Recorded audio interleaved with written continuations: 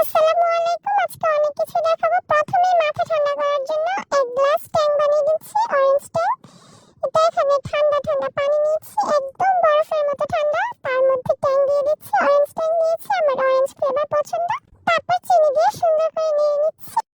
এটা শরবত নিয়ে এখন বারান্দায় এসে পড়েছি। এখন সূর্যের দিকে তাকিয়ে থাকবো আর শরবত খাবো। কিভাবে গরম লাগবে আমি সেটা দেখবো।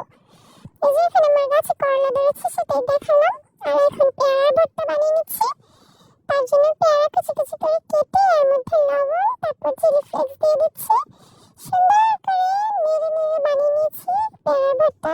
এই গরমে পেয়ারার ভর্তা যে কি মজা লাগে বলার বাইরে। তো চামচ দিয়ে খেয়ে নিচ্ছি, না হলে তো হাত জ্বলবে, অনেক জ্বলবে।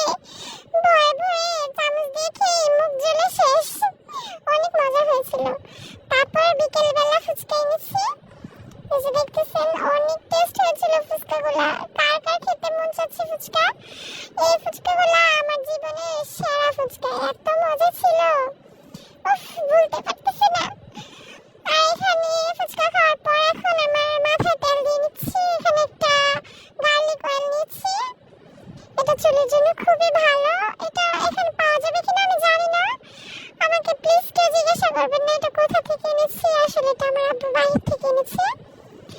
তো মাথায় ভালো করে ম্যাসেজ করে নিচ্ছি। এটা একদিন রাখবো, তারপর দিয়ে সুন্দর করে শ্যাম্পু করে ফেলবো। আমার এই ভিডিওটা কার কার ভালো লেগেছে আর